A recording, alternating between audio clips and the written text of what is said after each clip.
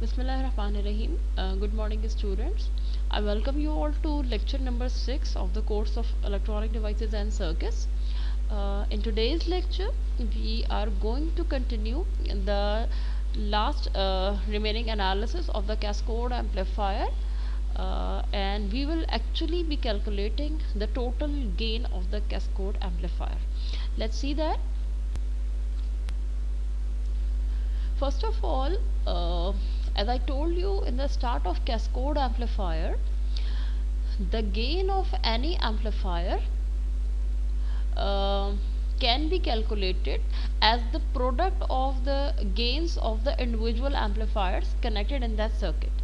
यानी अगर एक सर्किट के अंदर एक से ज़्यादा एम्पलीफायर्स लगे हुए हैं सीरीज़ के अंदर, तो जो टोटल गेन होगा वो इंडिविजुअल गेन्स का प्रोडक्ट होगा. This is one method. अच्छा, अभी हमें बेसिकली ना तो इस सर्किट के अंदर इंडिविजुअली AV1 कैलकुलेट करना था, ना AV2 कैलकुलेट करना था. We had to just calculate the total gain. We calculated AV2 because the Rn2 was expressed in form of AV2. That is why we calculated AV2 to have the same answers as were given in the book. Now the thing is, I am not trying to calculate AV1. I will be using a different method to calculate the total gain. ठीक है, total gain किसी भी चीज़ का calculate करने के लिए, चाहे वो कैस्केडेड सिस्टम हो, यानी it may contain more than one amplifier और it may contain just one amplifier. किसी भी एम्पलीफायर के टोटल गेन को कैलकुलेट करने का क्या तरीका होता है कि उसका ट्रांस कंडक्टेंस कैलकुलेट कर लें GM, और उसका R आउट कैलकुलेट कर लें टोटल, यानी उसके ऊपर कितना लोड टोटल लगा हुआ है रेजिस्टर के तौर पे, और उस पूरे सर्किट की ट्रांस कंडक्टेंस क्या है. प्लीज़ नोट कि यहाँ जो GM कैपिटल में लिखा हुआ है, इसका हरगिज़ मतलब ये नहीं है कि ये DC ट्रांस कंडक्टेंस है, ऐसा कुछ भी नहीं है. GM कैपिटल में लिखना टोटल ट्रांस कंडक्टेंस को इंडिकेट कर रहे हैं. अच्छा, हमें ये बात पता होनी चाहिए कि जो ट्रांस कंडक्टेंस है, it is actually the ratio of current end voltage. So in reality output current और इनपुट वोल्टेज का अगर हम रेशो ले लें तो ये हमें किसी भी सर्किट का ट्रांस कंडक्टेंस बता सकता है. I am again telling you कि ये जो मेथड है गेन फाइंड करने का कि मैं GM फाइंड कर लूँ और टोटल रेजिस्टेंस फाइंड कर लूँ, this method is not only applicable for any cascaded amplifier, it is equally applicable for any single stage amplifier. ये कॉमन सोर्स कॉमन गेट वगैरह पे भी ये मेथड अप्लाई हो सकता है. ठीक है. अच्छा, why am I adopting this method? Because you see this whole circuit is available to us and we have to find the gain of the whole circuit. So using this short method will make our analysis very much easier. ठीक है. So what I am doing now, I am now going to find out the total resistance appearing at the output, and I am also trying to find out the transconductance of this whole circuit in one go. इस पूरे circuit का combined transconductance क्या है, that I want to find. अच्छा, R out total जो है, this is actually almost calculated or already calculated. वो कैसे? अभी आपने लास्ट स्टेप में R आउट फाइंड किया था इस सर्किट का. ठीक है, आपको ये बात बहुत क्लियर पता है कि जब हम खाली R आउट फाइंड करते हैं तो हम RL रेजिस्टेंस को एक्सक्लूड कर देते हैं, क्योंकि हमें सर्किट की रेजिस्टेंस चाहिए होती है. जब भी हम किसी एम्पलीफायर के लिए आउटपुट रेजिस्टेंस कैलकुलेट करते हैं, we always omit the RL load resistor. ठीक है, पिछले में भी अभी हमने जैसे सर्किट का R आउट फाइंड किया था, जो कि Q2 के ड्रेन के ऊपर फाइंड किया था, हमने RL को एक्सक्लूड किया था और R आउट 2 फाइंड कर ली थी. ठीक है, अब करना क्या है कि since now we are interested in calculating the gain, it means that we should not omit RL. तो गेन कैलकुलेट करते हुआ जो टोटल आउटपुट रेजिस्टेंस निकलेगी वो क्या होगी भाई, इस टर्मिनल के ऊपर प्रीवियस सर्किट के अंदर इस टर्मिनल के ऊपर जो रेजिस्टेंस मैंने फाइंड की थी वो R out 2 थी, और यहाँ से आर एल मैंने हटा दिया था क्योंकि सिर्फ आर आउट फाइंड करी थी। अब मैं जब गेन निकालूंगी तो मुझे बहुत क्लियर नज़र आ रहा है कि ये जो R out to looking in this terminal, मैंने जो है वो इस टर्मिनल के अंदर जाते हुए जो रेजिस्टेंस जब मैंने आर आउट फाइंड की तो यकीनन आर एल अगर उसके साथ कंसिडर करूंगी तो उसके साथ पैरेलल में आ जाएगी। तो ये जो आर आउट टोटल वाली चीज़ है ये तो मेरी ऑलमोस्ट कैलकुलेटेड है, मेरे पास मौजूद है कि जो वो रेजिस्टेंस जो ड्रेन के अंदर देखने से नज़र आ रही थी वो in parallel with R L मेरे गेन वाले पार्ट की टोटल रेजिस्टेंस जो है वो बन जाएगी। That is already now calculated. How this GM or the total GM is calculated? Please note that it will be the ratio of output current divided by the input voltage. जब कभी भी total transconductance find करते हैं what we do, we ground the output terminal. ये तरीका है transconductance find करने का कि जब भी आप टोटल ट्रांसकंडक्टेंस फाइंड करेंगे आप आउटपुट टर्मिनल को ग्राउंड कर देंगे और आउटपुट टर्मिनल से एक करंट अंदर की तरफ जा रहा होगा सर्किट के अंदर, यानी कि ग्राउंड से एक करंट टूवर्ड द सर्किट जा रहा होगा और वो करंट आपका आउटपुट करंट कहला रहा होगा। अब मुझे इस करंट का और किसी भी तरह अपने इनपुट वोल्टेज का कुछ ना कुछ इस सर्किट में कैलकुलेशन करके आई आउट अपॉन वी इन का रेशियो बनाना है। जो कुछ भी रिमेनिंग राइट हैंड साइड पे बचेगा वो बेसिकली हमारे सर्किट का टोटल या कंबाइंड GM होगा। अच्छा, अब ये करंट आई आउट जो कि बेसिकली मुझे सर्किट के अंदर जाता हुआ नज़र आ रहा है, अगर मैं ये कहूँ कि इस वक्त आर एल टोटली इनएक्टिवेटेड हो चुकी है तो इसमें कोई गलत नहीं है क्योंकि आर एल का ये टर्मिनल भी ग्राउंड नज़र आ रहा है, ये टर्मिनल भी ग्राउंड नज़र आ रहा है। तो बज़ाहिर आर एल तो यहाँ कनेक्टेड नज़र आ रही है but it is ineffective because both of its terminal are at ground level, it has no function right now. Current एक नज़र आया जो कि आई आउट करंट है and that is going toward the drain of the MOSFET Q2। अच्छा, क्या मैं कह सकती हूँ कि आई आउट करंट इस करंट का, इस करंट का और इस करंट का सम होगा? तो मैंने यही किया है। वेट अ मिनट, नो, अच्छा इसको पहले इस वक्त छोड़ देते हैं, ठीक है। आई आउट करंट इस करंट का, इस करंट का, इस करंट का सम है, फाइन, इसमें कोई वो नहीं है। दूसरी बात ये कि अगर मैं KCL अप्लाई करूं तो ये जो आई आउट करंट है जो कि बेसिकली इस और इस करंट, इन तीनों करंट्स का सम है, जब ये दोबारा आके इस पॉइंट पे कंबाइन होगा तो क्या ये करंट आई आउट नहीं होगा? यस, ये बिल्कुल आई आउट करंट ही होगा, ठीक है। अच्छा, ये वाला जो आई आउट है जिसमें कि ये तीन मिल के आई आउट बना रहे हैं, ये केवीएल की इक्वेशन अभी आगे जाके हम यूज़ करेंगे। फिलहाल हम कौन सी केवीएल की इक्वेशन KCL की इक्वेशन यूज़ करने वाले हैं?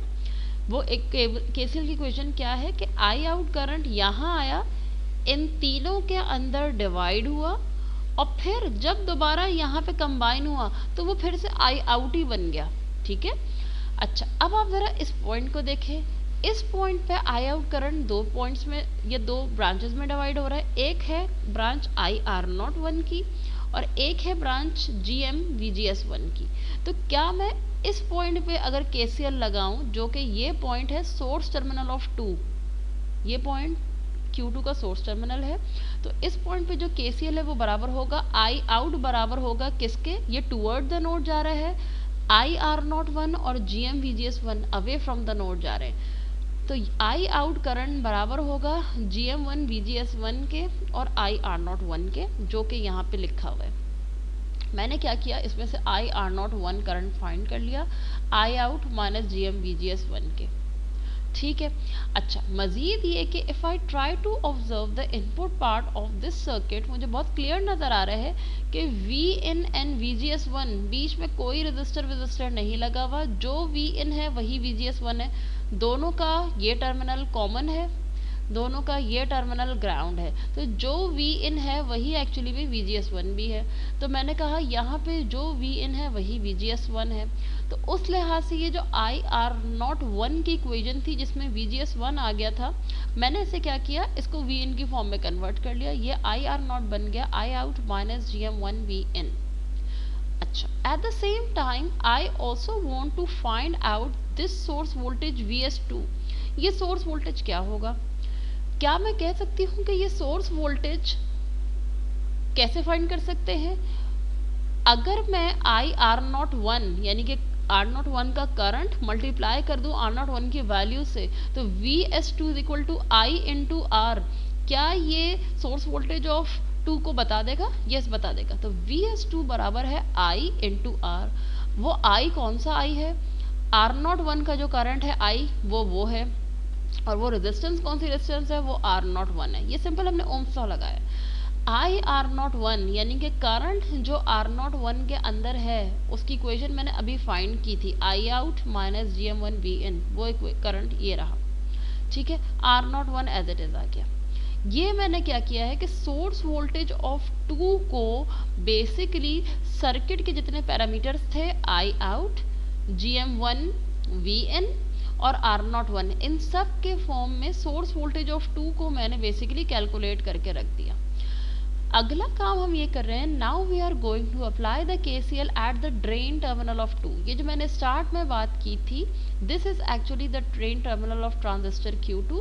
यहाँ पे जब हमने KCL अप्लाई किया तो I out I are naught two GMB2 VBS2 और GM2 VGS2 के बराबर हो गया। ये इक्वेशन यहाँ पे लिखी हुई है। नाउ यू सी VGS2 किसके बराबर है? यहाँ गेट वोल्टेज ऑफ टू 0 है, सोर्स वोल्टेज ऑफ टू अभी हम कैलकुलेट ऊपर कर चुके हैं, ये है इसकी इक्वेशन, माइनस VS2 यानी VGS2 की जगह माइनस VS2 आ जाएगा। Similarly VBS2 bulk voltage of 2 is 0, minus VS2 यानी कि ये VBS2 माइनस VS2 के बराबर आ जाएगा। I are naught two current क्या है? I are naught two current इस वोल्टेज आर नॉट टू का करंट, इसके इस टर्मिनल का वोल्टेज माइनस इसके इस टर्मिनल का voltage divided by R naught two बराबर होगा आई आर नॉट टू के। तो क्या हो गया? इस टर्मिनल का जो वोल्टेज है वो क्या है? 0 है। 0 माइनस इस टर्मिनल का वोल्टेज क्या है? VS2। 0 minus 2 over R naught two. अब आई आर नॉट टू आ गया। अब बेसिकली ये जो आपके पास आई आर नॉट टू की इक्वेशन है, इसके अंदर हमें क्या करना है कि ये सारी वैल्यूज पुट करनी है, VGS2 की भी, VBS2 की भी और IR02 की ये वैल्यू हम पुट करेंगे। और इन सब के अंदर मुझे VS2 यूज़ होते हुए नज़र आ रहा है।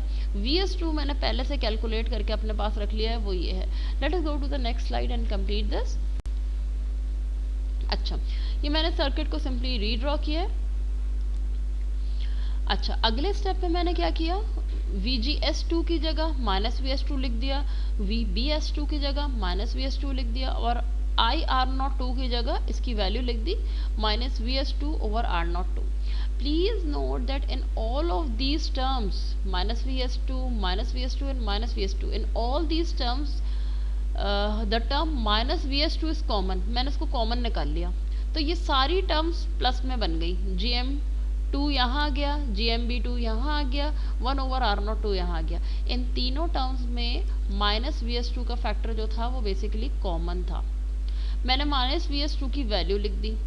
अब आप ज़रा सा देखें कि मैंने यहाँ पे जो माइनस VS2 की वैल्यू लिखी है, मैंने क्या किया है, मैंने माइनस साइन को कैसे अकोमोडेट किया है। वैल्यू थी मेरे पास VS2 की आई आउट माइनस GM1VN, मैंने क्या पुट की, मैंने GMVN minus I output की, यानी मैंने ये minus sign hand to hand इसके अंदर मल्टीप्लाई कर दिया है। यानी माइनस को जब मैंने मल्टीप्लाई किया तो आई आउट जो पहली टर्म थी वो माइनस हो गई और जो माइनस GMVN वाली टर्म थी वो माइनस से मल्टीप्लाई होकर प्लस हो गई। तो अब मैंने इस इक्वेशन को रिवर्स कर दिया तो ये माइनस साइन यहीं अकोमोडेट हो चुका है। R01 सॉल्व कर लिया इसको। अब आपने क्या करना है, अगले स्टेप में इस पूरी इक्वेशन के अंदर आई आउट की देखें कौन कौन सी टर्म्स बन रही हैं। आई आउट एक तो यहाँ इज इक्वल टू के इस तरफ है, दूसरा बन रहा है क्या, ये पूरा bracket multiply by I out and multiply by R01। तो मैंने क्या किया है कि आई आउट वाली सारी चीज़ों को मैंने लेफ्ट हैंड साइड पे कलेक्ट कर लिया है। एक आई आउट तो ये यही वाला आई आउट है, दूसरा आई आउट क्या है, ये पूरा bracket multiply by I out multiply by R01, वो ये रहा, हियर इट इज। अच्छा, बचा क्या इस साइड पे, बचा इस साइड पे ये पूरा वाला ब्रैकेट GM1 VN R01, ये रहा GM1 VN, ये पूरा वाला ब्रैकेट R01, ये आपका यहाँ पे बच गया। Take out I out common from this side, VN तो यहाँ पे पहले से कॉमन निकला हुआ है, ठीक है। मैंने आई आउट को यहाँ पे ना सिर्फ कॉमन ले लिया but at the same time ये 1/4 R02 था, LCM भी ले लिया मैंने और R02 जो है वो ऊपर चला गया, तो ये जो है वो R02 से R02 कैंसिल हो गया, ये लाइन पूरी यहाँ तक है। और इस साइड पे भी R02 डिनोमिनेटर में था, कॉमन ले लिया, कैंसिल आउट हो गया। ये आपके पास सॉल्व हो गया, ये इक्वेशन बनी और मेरे पास finally I out over V in का रेशियो ये बन रहा है। अच्छा, अब इस पूरी इक्वेशन के अंदर please look at the denominator. Denominator में ये खाली R02 है और R01 के साथ इतना बड़ा सा एक ब्रैकेट मल्टीप्लाइड है। प्लीज नोट कि ये वाला जो ब्रैकेट है इसकी वैल्यू काफ़ी ज़्यादा लार्ज होगी as compare to the individual value of R02, therefore we are neglecting it. जब मैंने निगलेक्ट किया, अब मैंने क्यों निगलेक्ट किया और कैसे निगलेक्ट किया, ये वाला टर्म वी अज्यूम, अच्छा जहाँ जहाँ हमने अजम्पशन की हैं please note that these assumptions are not inappropriate. ऐसी ये आंख बंद करके ली हुई अजम्पशंस नहीं है, these are not blind assumptions but these are actually these assumptions are actually made keeping in view the real scenario, क्योंकि रियली में जब आप R01 और GM2 plus GMB2 into R02 की वैल्यू को रख के खाली R02 की वैल्यू से कंपेयर करेंगे, that will be much much smaller R02 as compare to this bracket. ये पूरी टर्म के मुकाबले में काफ़ी स्मॉल होगा, that is why we have neglected it. तो ये जो भी अजम्पशंस हैं these are not blind assumptions, these are actually real scenarios, ठीक है। तो इस केसेस की बुनियाद के ऊपर जब आपका यह R02 यहाँ से स्किप हुआ, इसको रिमूव किया आपने, तो आप देखें ये ऊपर वाला पूरा ब्रैकेट और ये नीचे वाला पूरा bracket they are almost same. We can cancel both these terms. तो अब आपके पास जो capital GM I out over V in बचा, वो बचा क्या, वो स्मॉल GM1 के बराबर बचा। तो पता ये चला कि जब हम ओवरऑल इसकी एनालिसिस कर रहे थे, हम एक्सपेक्ट कर रहे थे कि टोटल ट्रांस कंडक्टेंस में GM2 की ट्रांस कंडक्टेंस का भी कोई रोल होगा, वो रोल नहीं था। कट कटा के तो देखें यही नज़र आ रहा है कि टोटल ट्रांस कंडक्टेंस में Q2 ट्रांजिस्टर की ट्रांस कंडक्टेंस का कोई असर नहीं पड़ रहा था, बल्कि जो टोटल GM है it is only dependent and majorly dependent on the transconductance of Q1 only. जब आपके पास GM1 की वैल्यू आ गई, आर आउट आपके पास पहले ही मैंने बताया है आ चुका है कैलकुलेट, तो मैंने क्या किया है AV GM इंटू R0, ये आपने आंसर दे दिया। मैंने आर आउट किसको लिख दिया है, आर आउट टोटल वही रेजिस्टेंस है जो बेसिकली अभी मैंने पिछले पेज पे बताई थी कि R out 2 in parallel to RL, ये आपकी टोटल रेजिस्टेंस आ गई। मैंने इसको आर आउट टोटल यहाँ लिख दिया, यार आउट टोटल आ गई, शॉर्ट में लिख दिया है, और जो टोटल ट्रांस कंडक्टेंस की तरह थी उसकी जगह GM1 लिख दिया। So here this expression gives us the total gain of the cascode amplifier. We are now finished with the analysis of the cascade amplifier. I will soon be giving you a practice problem related to the analysis of cascade amplifier with some variations. You will be doing it and keeping the assignment with you, and at the end I will be collecting all the numerical problems from you as a complete one assignment. ठीक है, so our next topic is CMOS digital logic inverters. CMOS is actually the name of logic circuits given to the combination of NMOS transistor and PMOS transistor. जब NMOS और PMOS transistors को combine करके circuits बनाए जाते हैं तो ये basically CMOS कहलाए जाते हैं, ठीक है। अभी बेसिकली अगर आपने सुना हो तो आपने ये पढ़ा है कि डिजिटल सर्किट्स आप बेसिकली थर्ड ईयर में जाके पढ़ेंगे। तो डिजिटल सर्किट्स जब भी डिज़ाइन होते हैं ये लॉजिक फैमिलीज़ होती हैं। आपने शायद नाम सुना होगा TTL फैमिली का, ट्रांजिस्टर लॉजिक। तो ये बेसिकली गेट्स को इम्प्लीमेंट करने के डिफरेंट तरह के तरीके होते हैं जो कि हम ट्रांजिस्टर की मदद से गेट्स को इम्प्लीमेंट कर रहे होते हैं। सबसे पहले जो लॉजिक फैमिली आई थी जिसकी मदद से हम या एंड का या और का फंक्शन जो है वो अचीव कर पा रहे थे, वो ट्रांजिस्टर फैमिली थी RTL, रजिस्टर ट्रांजिस्टर लॉजिक। ये सब आपसे पूछा नहीं जाएगा, मैं जस्ट फॉर योर इन्फॉर्मेशन बता रही हूँ। फिर बेसिकली होता क्या है कि डिजिटल इलेक्ट्रॉनिक्स के अंदर आपको पता है एंड और ऑपरेशन, नैंड नॉर, ये सारी चीज़ें चल रही होती हैं, ठीक है। तो नैंड नॉर आपके पास कोई जो सर्किट्स हैं वो करके तो दे रहे हैं, लेकिन वो सर्किट्स अंदर से कौन से सर्किट्स हैं जो आपको ये नैंड ऑपरेशन करके दे रहे हैं या एंड या और ऑपरेशन करके दे रहे हैं? These are actually transistors which are performing these operations, ठीक है। इन नैंड गेट के अंदर, नॉर गेट और गेट के अंदर दरअसल ट्रांजिस्टर्स लगे होते हैं जो कि ये सारा काम कर रहे होते हैं। एनमॉस होते हैं, पीमॉस ट्रांजिस्टर्स होते हैं, ठीक है। अच्छा, जो सबसे पहली ट्रांजिस्टर की मदद से और गेट या एंड गेट बनाया गया, रजिस्टर और ट्रांजिस्टर्स की मदद से बनाया गया था, उसका नाम था RTL, कैपिटल RTL। मज़ीद एडवांस हुआ, डायोड की मदद से नैंड गेट बनाया गया, डायोड और ट्रांजिस्टर के कॉम्बिनेशन से नैंड गेट बनाया गया, इट्स नेम वाज DTL, ठीक है। फिर उसके बाद दो ट्रांजिस्टर्स को मिला के जो है वो नैंड गेट बनाया गया, नाम बना TTL, ट्रांजिस्टर ट्रांजिस्टर लॉजिक। अच्छा, जो DTL था वो डायोड ट्रांजिस्टर लॉजिक था। इसी तरह से ग्रेजुअली टेक्नोलॉजी एडवांस होती गई और फिर NMOS ट्रांजिस्टर और PMOS ट्रांजिस्टर की मदद से जब गेटिंग ऑपरेशंस होने लगे, और गेट बनने लगा, एंड गेट बनने लगा, तो जिसमें NMOS और PMOS एक दूसरे के कॉम्प्लीमेंट्री फैशन में यूज़ हो रहे थे, उस वाली लॉजिक को बेसिकली नाम दिया गया CMOS लॉजिक, ठीक है। मैंने जो भी आपसे डिस्कस किया RTL, उसमें जो ट्रांजिस्टर लगा हुआ था वो मॉसफेट नहीं था, उसमें जो ट्रांजिस्टर था वो BJT था। इसी तरह से जो मैंने DTL का जिक्र किया, उसमें भी जो ट्रांजिस्टर था वो मॉसफेट नहीं था, BJT था। ट्रांजिस्टर ट्रांजिस्टर लॉजिक TTL की भी जो मैंने बात की, all of them employed BJTs, इनमें BJTs था। ये जो मैं CMOS लॉजिक फैमिली की बात कर रही हूँ, इस लॉजिक फैमिली के अंदर जो है वो NMOS और PMOS दोनों इस्तेमाल हुए थे। अच्छा, इसी तरह से एक total NMOS based logic family भी है, उसका नाम है NMOS लॉजिक, जिसमें सिर्फ NMOS ट्रांजिस्टर इस्तेमाल होके नैंडिंग या नॉरिंग वगैरह या एंडिंग ऑरिंग अचीव की जाती है। इसी तरह से एक और है सूडो NMOS। तो मैं बेसिकली बताना ये चाह रही हूँ कि एंड और ऑपरेशन को क्रिएट करने के लिए अब तक जो है वो मुख्तलिफ मेथड्स एम्प्लॉय हो चुके हैं। हम इस वक्त इसमें से जो लॉजिक फैमिली को स्टडी करने जा रहे हैं वो है बेसिकली हमारे पास CMOS लॉजिक, जिसमें NMOS PMOS दोनों नज़र आएंगे।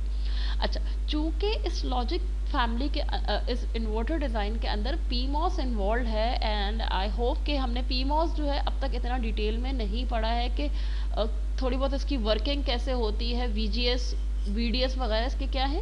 सो before we actually start the digital logic inverter, CMOS logic inverter, we would be giving a short recap or kind of some snap, will be giving you some snap of basics of PMOS, ठीक है। थोड़ा सा basics of PMOS को देख के फिर हम आगे चलेंगे कि CMOS लॉजिक इन्वर्टर एक्चुअली में कैसे वर्क करता है। This is actually the physical view of a PMOS transistor, या PFET कह लें या PMOS कह लें। अच्छा, इस केस में it is very clear that the source and drain or of the P material, the substrate is of the N material. Very important to note here is that in case of NMOS, the source used to be at a zero potential. NMOS में source जो था वो zero potential पे होता था, तो हम चाहे VG लिख देते थे या VGS लिख देते थे, कोई फ़र्क नहीं पड़ रहा होता था, क्योंकि आमतौर पे जब हमने ऑपरेशन को स्टडी किया था वो सोर्स ज़ीरो पोटेंशियल पे स्टडी किया था। और हम ये कह सकते थे कि गेट का जो वोल्टेज है वो जब भी थ्रेशोल्ड से बड़ा होगा तो मॉसफेट आपका जो है वो बेसिकली ऑन हो जाएगा, उस वक्त ये सिनेरियो यूज था। Now please try to observe that the source of a PMOS transistor is not zero. It is always connected to VDD, the highest supply of the circuit. Similar to the case where NMOS is connected to 0 volt, in PMOS the source is always connected to VDD volts. ठीक है। अच्छा, इससे क्या होता है, at the same time the bulk और the substrate of the MOSFET of the P MOS is always connected to VDD supply. यानी कि आम हालात में पी मॉस का सोर्स और पी मॉस का बल्क दोनों ही हाईएस्ट सप्लाई पे कनेक्टेड होते हैं, जिसका नाम होता है वीडीडी। पहले हम कह देते थे कि गेट का वोल्टेज एनमॉस में थ्रेशोल्ड से बढ़ाते हैं तो आपका चैनल क्रिएट हो जाता है। प्लीज़ नोट कि इस मॉसफेट की जो थ्रेशोल्ड की वैल्यू होती है पी मॉस के, वो नेगेटिव होती है। पी मॉस का थ्रेशोल्ड वोल्टेज एक नेगेटिव वोल्टेज होता है। तो और दूसरी बात ये कि सोर्स पी मॉस का ग्राउंडेड नहीं है बल्कि वीडीडी पे है। तो हम गेट और सोर्स के वोल्टेज का जब भी लिखेंगे, हम कभी भी वीजी नहीं लिखते कि वीजी जो है वो थ्रेशोल्ड से बड़ा होगा तो चैनल बन रहा होगा। हम कभी भी वीजी का टर्म खाली पीमॉस में यूज़ करेंगे ही नहीं। इसलिए यूज़ नहीं करेंगे कि सोर्स यहाँ ज़ीरो नहीं है। पीमॉस के लिए हर हाल में हर वक्त हमें वीजीएस का टर्म यूज़ करना होगा। वीडी का टर्म भी यूज़ नहीं करेंगे, हर वक्त वीडीएस का टर्म यूज़ करेंगे। This is because the source is no more zero, the source is at VDD. तो यकीनन वीजीएस की वैल्यू में सोर्स ज़ीरो नहीं है, सोर्स वीडीडी पे है, तो यकीनन इसकी वैल्यू पे कुछ ना कुछ असर पड़ेगा वीजी माइनस वीएस का। अब पी मॉस के लिए सबसे पहली बात आपको ये पता होना चाहिए कि पी मॉस का थ्रेशोल्ड वोल्टेज नेगेटिव होता है। इसका मतलब ये है कि गेट और सोर्स का जो डिफरेंस निकले वो आपके पास ऐसा निकले कि VGS की वैल्यू नेगेटिव आ रही हो, यानी कि गेट का वोल्टेज भी पॉजिटिव होगा, सोर्स का वोल्टेज भी पॉजिटिव होगा। और हमें देखना है कि जब VG माइनस VS करें तो आंसर में माइनस आना चाहिए। लेट अस सपोज कि यहाँ पे बहुत क्लियर लिखा हुआ है कि यहाँ पे बड़ा क्लियर लिखा हुआ है कि देखिए थ्रेशोल्ड वोल्टेज इसका नेगेटिव है और हमने अज्यूम किया कि इसका थ्रेशोल्ड वोल्टेज -1 है। तो इसका मतलब ये है कि VG और VS जब कभी भी इन दोनों का डिफरेंस -1 होगा तो चैनल क्रिएट होगा। अगर -1 से और नेगेटिव हो गया, -2 होगा तो भी चैनल होगा, -3 होगा तो भी चैनल होगा, -4 होगा तो भी चैनल होगा। लेकिन अगर मैं कहूँ VGS की वैल्यू, गेट और सोर्स वोल्ट का डिफरेंस -0.1 होगा तो चैनल नहीं होगा, -0.2 होगा तो चैनल नहीं होगा, -0.3 होगा तो भी चैनल नहीं होगा। जब तक के -1 वोल्ट VGS की वैल्यू नहीं हो जाती -1 और उससे ज़्यादा वोल्टेज नेगेटिव नहीं हो जाता, -1, -1.1, -1.2, -1.3, -1.2, -2, -3, -4, यानी कि ज़्यादा -1 से जब तक के ज़्यादा नेगेटिव वोल्टेजेस नहीं होंगे चैनल नहीं बनेगा। और अगर -1 से बड़े वोल्टेजेस होंगे लाइक -0.9 हो गया, -0.8 हो गया, -0.7 हो गया, तो चैनल इन पर मौजूद नहीं होगा। तो सबसे पहली बात जो हमें पता चली वो ये कि पी मॉस के लिए गेट और सोर्स दोनों पे आप पॉजिटिव वोल्टेज अप्लाई कर रहे होंगे, लेकिन VGS का आंसर नेगेटिव आएगा।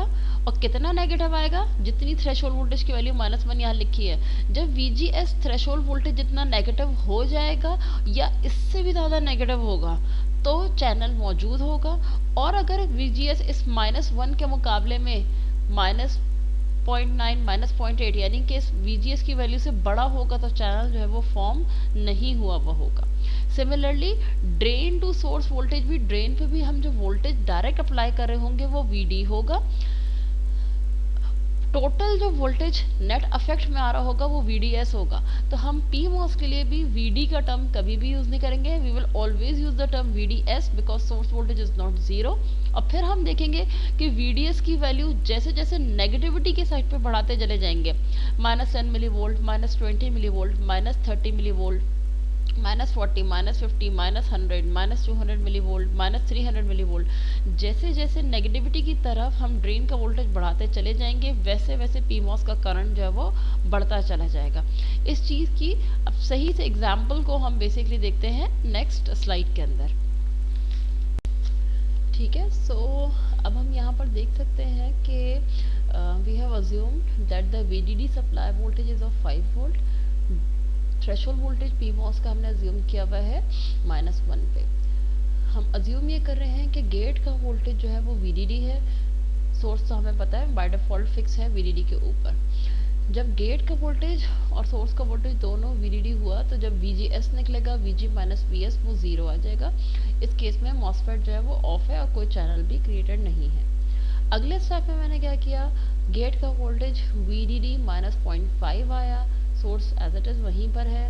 VGS जब निकालेंगे तो VG की value VDD minus 0.5 minus source voltage, हमारे पास VGS का आंसर आ गया है माइनस 0.5। माइनस 0.5 अब आना शुरू हुआ, इसका मतलब अब आप देखिए थ्रेशोल्ड वोल्टेज के करीब हमारा जो VGS है वो पहुंचने वाला है। मजीद आगे करते हैं गेट वोल्टेज को। गेट वोल्टेज को मैंने कर दिया VDD माइनस 1। जब मैंने गेट वोल्टेज को VDD माइनस 1 किया, सोर्स VDD था, अब मेरे पास माइनस 1 वोल्ट आ गया। इसका मतलब है जैसे ही VGS की वैल्यू माइनस 1 वोल्ट होगी चैनल आपका फॉर्म हो जाएगा, क्योंकि थ्रेशोल्ड वोल्टेज की वैल्यू क्या थी, माइनस 1 वोल्ट थी। अच्छा, मज़ीद गेट वोल्टेज को अगर मैं रिड्यूस करूँ, VDD माइनस 2 करूँ, सोर्स वोल्टेज वही है, तो VDD माइनस 2 माइनस VDD, ये माइनस 2 आ जाएगा आपके पास VGS। जब माइनस 1 पे चैनल बना था, चैनल की खास डेप्थ थी, माइनस 2 का चैनल जब माइनस 2 वोल्टेज जब नेट अपीयर हो रहा होगा तो इसका डेफिनेटली मतलब ये है कि चैनल की डेप्थ और इंक्रीज हो गई होगी। सिमिलरली मैं VDD माइनस 3 करूँगी, यहाँ पे VGS माइनस 3 वोल्ट के करीब आ जाएगा, चैनल की डेप्थ और इंक्रीज कर जाएगी। तो इसका मतलब ये हुआ कि अब मैं जैसे जैसे VG की वैल्यू को रिड्यूस करती जाऊँगी, ग्रेजुअली जो है हमारे पास चैनल की डेप्थ जो है वो इंक्रीज होती जाएगी, और जो माइनस 1 वोल्ट था VGS, वहाँ पर हमारा जो चैनल था वो फॉर्म हुआ था, बिकॉज ये थ्रेशोल्ड वोल्टेज के इक्विवेलेंट पहुँच गई थी VGS की वैल्यू। ठीक है। अच्छा, अभी तक बिल्कुल similar to the NMOS channel तो बना है, लेकिन सोर्स और ड्रेन का पोटेंशियल हम अज्यूम कर रहे हैं कि सोर्स का पोटेंशियल भी VDD है, हम अज्यूम कर रहे हैं कि ड्रेन का पोटेंशियल भी VDD है इस वक्त। ठीक है, हमने अज्यूम किया कि इनिशियली सोर्स और VDD दोनों सेम पोटेंशियल पर हैं, तो इसका मतलब हुआ कि चैनल तो फॉर्म हुआ है, but since there is no difference of potential between the source and drain, therefore no current is flowing between the source and drain, channel तो मौजूद है। So our next task will be to create some potential difference between source and drain so that a current can flow. अच्छा, इसमें से मैंने क्या किया है, मैंने अज्यूम ये किया है कि चूँकि अब हम जो है वो ड्रेन की एनालिसिस को स्टडी कर रहे हैं, तो हम लोगों ने अज्यूम क्या कर लिया है कि गेट वोल्टेज को इस वक्त मैंने जो है वो सेट कर दिया है इस वाले वोल्टेज के ऊपर, यानी कि गेट वोल्टेज VDD माइनस 2 पे है, और हमारे पास जो VGS है इस वक्त हम लोग अज्यूम कर रहे हैं कि ये VGS जो है वो माइनस 2 वोल्ट पे मौजूद है। माइनस 2 वोल्ट पे VGS मौजूद होने का मतलब ये है कि चैनल ना सिर्फ बना हुआ है बल्कि उसकी डेप्थ में थोड़ा बहुत नॉर्मल वैल्यू से जो है वो डेप्थ ज़्यादा है। ठीक है, इट्स नॉट जस्ट फॉर्म, थोड़ी सी डेप्थ एनहांस हो चुकी है। अच्छा, हम लोगों ने VDD 5 VDP माइनस 1 ये तो अज्यूम किया हुआ है।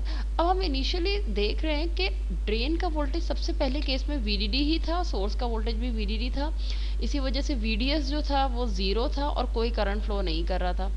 अगले स्टेप में मैंने क्या किया, ड्रेन के वोल्टेज को VDD माइनस 0.1 किया, यानी कि मैंने 0.1 वोल्ट जो है वो ड्रेन वोल्टेज में से कम किया। तो जब मैंने VDS निकाला तो ये तकरीबन माइनस 0.1 वोल्ट के करीब आने लगा। माइनस 0.1 वोल्ट अगर आप अज्यूम करें कि ये माइनस 100 मिली वोल्ट बन रहा है, इसका मतलब ये है कि मैंने VDS की वैल्यू माइनस 100 मिली वोल्ट की, तो जब मैं माइनस 100 मिली वोल्ट करूँगी तो कुछ डिफरेंस ऑफ पोटेंशियल क्रिएट हो चुका है, तो स्मॉल सा करंट इस मॉसफेट में से गुजर रहा होगा, जो कि समझे यहाँ कहीं पे होगा। ठीक है, it will be here in the, ये ग्राफ भी देख लें।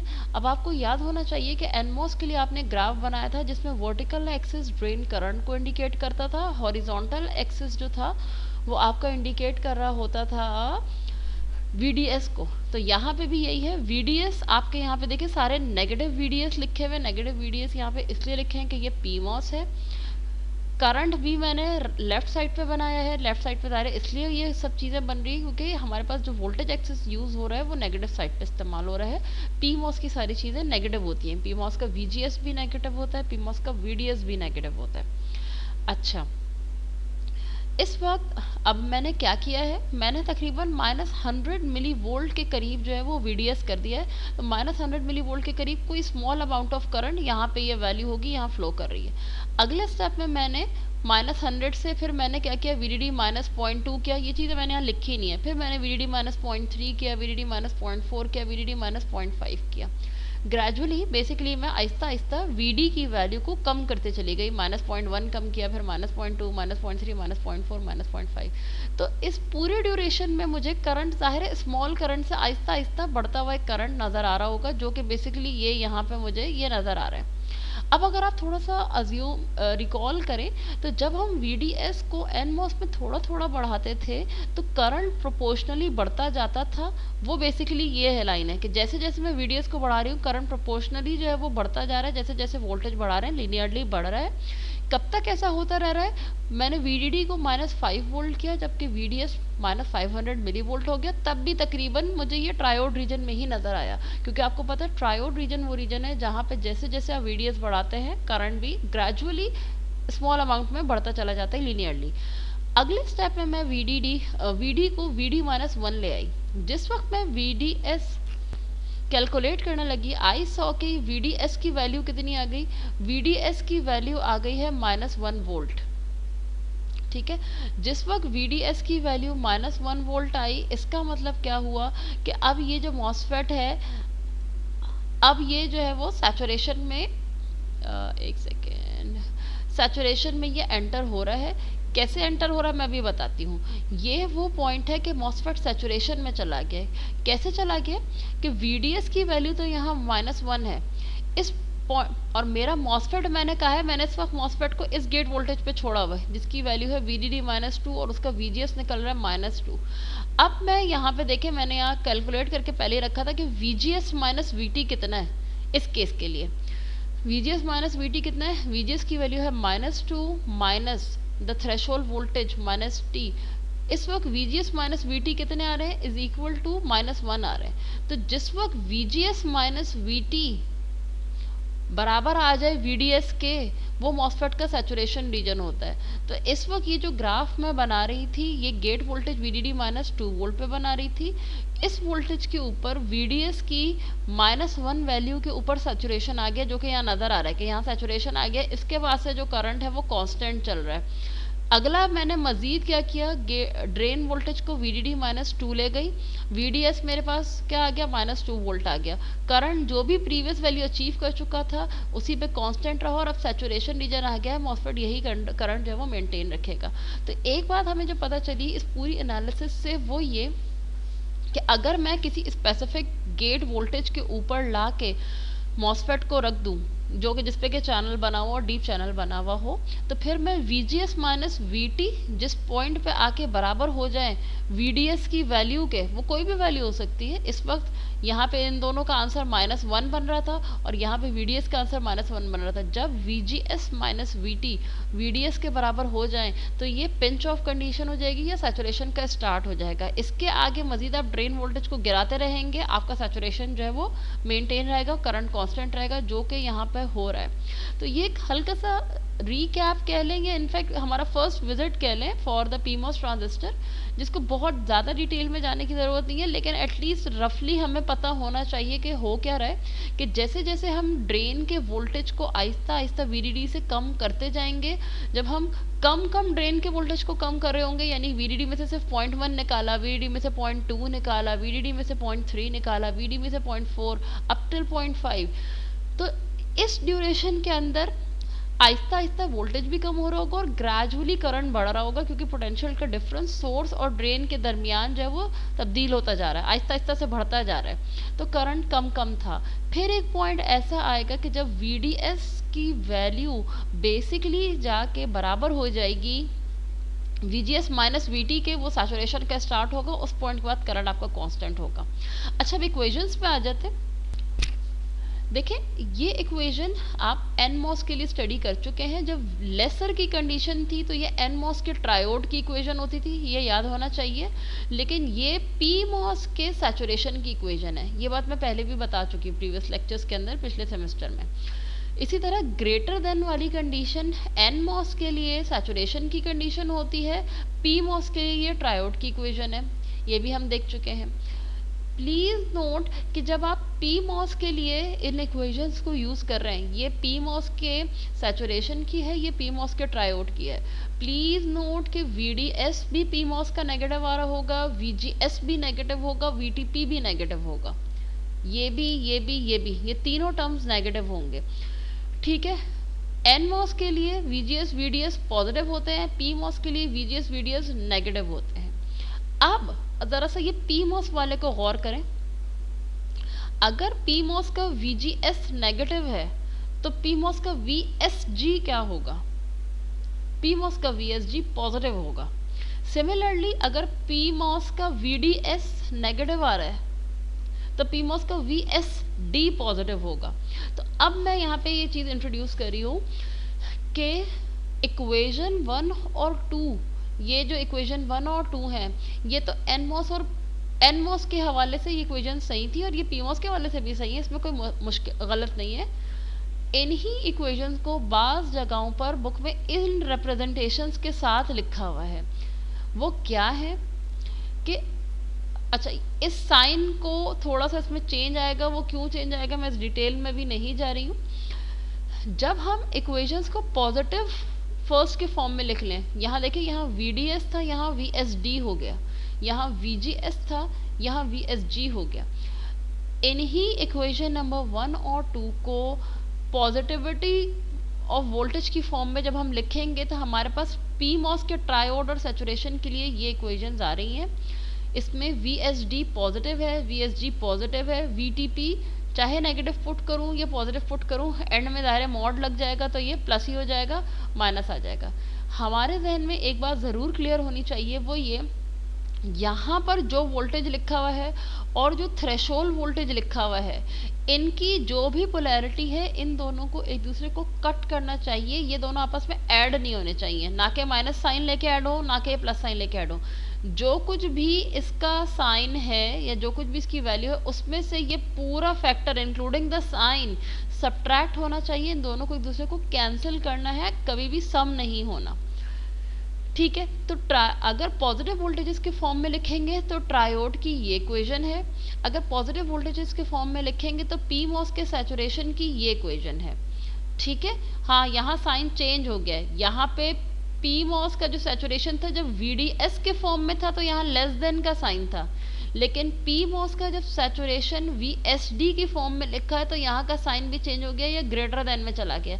वही मैं कह रही हूँ, अब इन इक्वेशंस की हम डिटेल में नहीं जा रहे हैं, अदरवाइज इसको कोई मुश्किल नहीं है, प्रूफ करना आप भी कर सकते हैं कि ये पॉजिटिव क्यों हो गया, क्योंकि जब साइन चेंज हो रहा है तो फिर ये वाली साइड जब वो स्मॉल हो जाएगी और ये वाली साइड जब वो बड़ी हो जाएगी।